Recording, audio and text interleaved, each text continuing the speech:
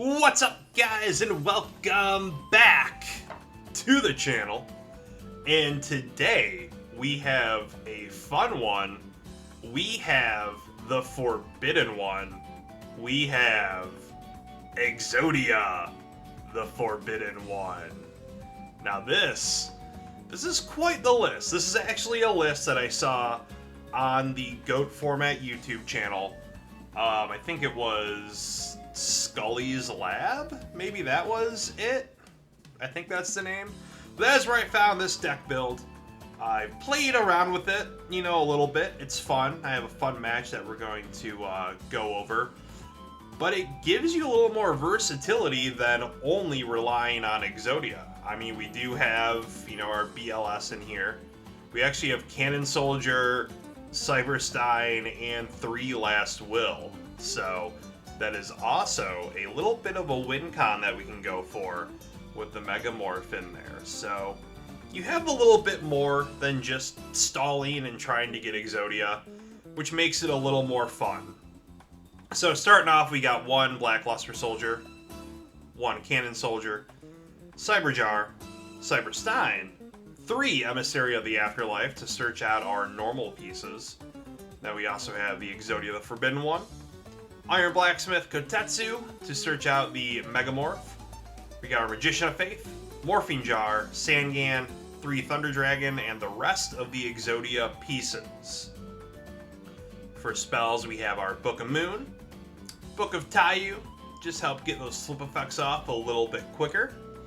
Card Destruction, we got 2 Giant Grenades, our Graceful Charity, our 3 Last Wills, our Megamorph, Mind Control, Monster Reincarnation and get anything back, our Pot of Greed, Premature Burial, 2 the Shallow Grave, which is actually pretty fun, I think.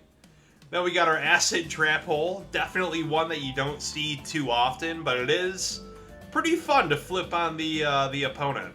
Then we got a Backup Soldier, so we can get back our pieces if they do go to the graveyard. Our Call the Haunted, Compulse, and a Ring of Destruction. So in our side deck, you can kind of switch out the Exodia stuff and go into something a little more traditional. We got 1 Air Knight Parshaft, we got our D-Mock, Exile Force, Tribe Affecting Virus, we got 2 Sonic Duck for our Emissary of the Afterlife. I think it's fun. With a Book of Taiyu, Heavy Storm, 2 Level Limit Area B, our Mind Control, Snatch Steal, Swords, Mirror Force, and Torrential Tribute to round out the side deck. So, I don't know, for me, I find this deck pretty fun to the point where I have made it IRL. So, we'll pop it in and see what we can do. This is a replay of a match that I had. But yeah, it's pretty it's pretty fun. So here we go. We are going second. So you're starting off with 2 legs, 2 pieces.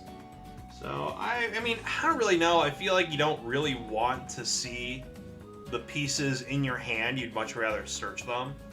So that's kind of annoying, especially because we pretty much bricked. I mean, yeah, we got Acid Trap Hole and Compulse, but I don't know, it's not really doing a whole lot of favors for us. It looks like they got their tomato face down. So we go ahead, we set both of our traps. We hit the Acid Trap Hole on the tomato. Looks like they set another card, which, you know, I'm not too sure what it is, but it's a Dekoichi. So they do flip that. They go ahead and draw. They attack into our Kotetsu. So Kotetsu, gonna get us that Megamorph, because we don't have any other equips. And then they hit us with Card Destruction. So we lose 2 pieces, Giant Grenades, our Thunder Dragons, and yeah.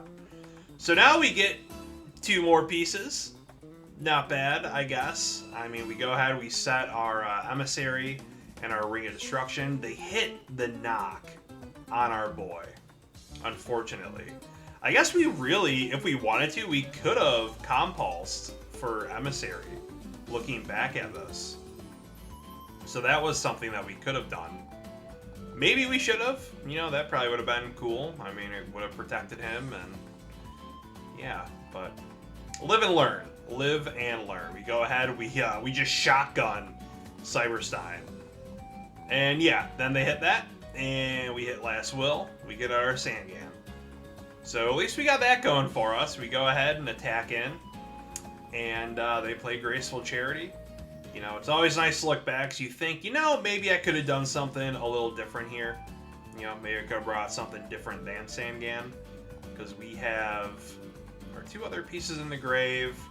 Backup Soldier, I mean, I guess maybe Backup Soldier, bring those pieces. Sangan, ideally bring the head, but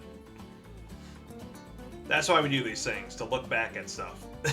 They play Jar of Greed, they bring out their Strike Ninja, and yeah, we just kind of set that. They hit heavy, we hit our backup, add those back to the hand. And yeah, so it's kind of a stalemate, because I feel like they know that we're just waiting. We are waiting for that last piece, unfortunately. So, unfortunately, they do use the Strike Ninja effect. You know, it was worth a shot. It was definitely worth a shot to attack in and get that final piece. So yeah, it is. It's just a stalemate right now. I mean, we take Dekoichi with Mind Control, we get Pre-Mat, Book of Moon, use Book of Taiyu to flip that back up, we get another draw, they use the effect once again, we tag in with Sangan and then with Dekoichi. So now it's just like a little guy beatdown, I guess, at this point. They use Return, cut their life points in half, and unfortunately with them having Cannon Soldier, that's just going to be it. So close. So close for game 1. So now we're going into game 2, and we are going to be going first this time. So opening hand is definitely not the best, but at least we do have Graceful Charity, which allows us to draw into Morphine Jar, Pot of Greed, and Cannon Soldier. So we do have a little more versatility here. I don't know, I feel like I shouldn't have gotten rid of Cannon Soldier so early. Probably should have held on to that, but we do set in the Morphine Jar, Backup Soldier, and Monster Reincarnation face down, so that's definitely not bad, I think. And they use Trap Dust Shoot, and we have 3 pieces, but they get rid of the BLS. So yeah, we do flip Morphine Jar, so we do lose our whole hand. But I do have that Backup Soldier face down, so that's kind of where my mindset is at right now. We go ahead, we do our Thunder Dragon things, add the boys to our hands, and now we play Monster Reincarnation, get that Cannon Soldier back. Summon out Cannon Soldier, use effect, pop Morphine Jar, play Last Will, bring out Sangan, use Cannon Soldier's effect once again. For Sangan's effect, get that right arm. Then we play our Premature Burial, bring out Sangan once again. We go ahead and tribute that off. Then we get the head. And then we go ahead and play Backup Soldier. And there we have it. That is game 2 for us. That's not a bad way to play. That's definitely not a bad way to play. So at least we do get Exodia once in here. So now we're going into game 3. This is kind of why I chose this match to go over, because I did get Exodia. You know, I got Exodia in game 2, so that's definitely nice. But now we're going into game 3, and there goes our Morphine Jar. They get their Premature Burial, Return, Jar of Greed, Sangan, and Dust Shoot. While we get the Sangan, the BLS into our hand, Acid Trapple into the hand, Thunder Dragon into the hand, and Cyber Jar face down. So they tribute out for Blowback Dragon. Definitely not expecting that. Yeah, this is it's quite the deck. It's an interesting deck. I feel like for both of us, we're kind of running an interesting deck here. So they attack into the Cyber Jar, and then that effect goes off. And we got some pieces. We got some pieces out there that are definitely going to the graveyard at some point. So they set their guys. We unfortunately have to set our pieces. And we got 2 Thunder Dragons in hands. Definitely a rough start here on this one. And they just, they commit. They commit a lot. So they dust shoot. They see there's a lot. They toss back the piece, which is probably realistically a good way to go. We go ahead and discard Thunder Dragon for the last one.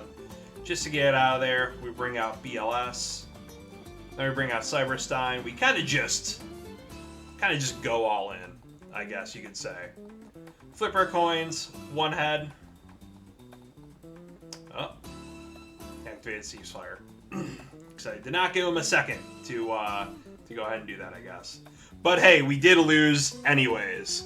We did lose anyways, unfortunately. But that's the deck. It's a fun deck when you can pull it off. It's definitely pleasing. It's a different way of doing Exodia as opposed to the stall. It's definitely one that I'm going to be playing a little more often on the channel because it is one that I do really like. I like playing Cannon Soldier. I like playing Exodia. I like playing Cyberstein as well too. But I wanted to at least put up a match where I do get out Exodia, which is super fun to do in GOAT format. It's the OG with the OG. But comment down below what you guys would do different.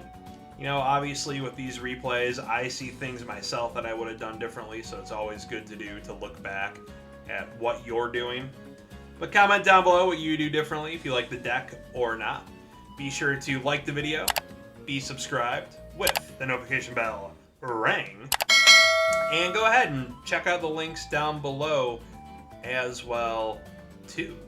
Be sure to check out the Etsy store for that GOAT Club t-shirt because it is just too sweet. We will see you guys on the next one. Goodbye and good night. I, Seto Kaiba, president of Kaiba Corp, implore you to check these recommended videos. While you're at it, hit subscribe and burst stream that notification bell for all future videos.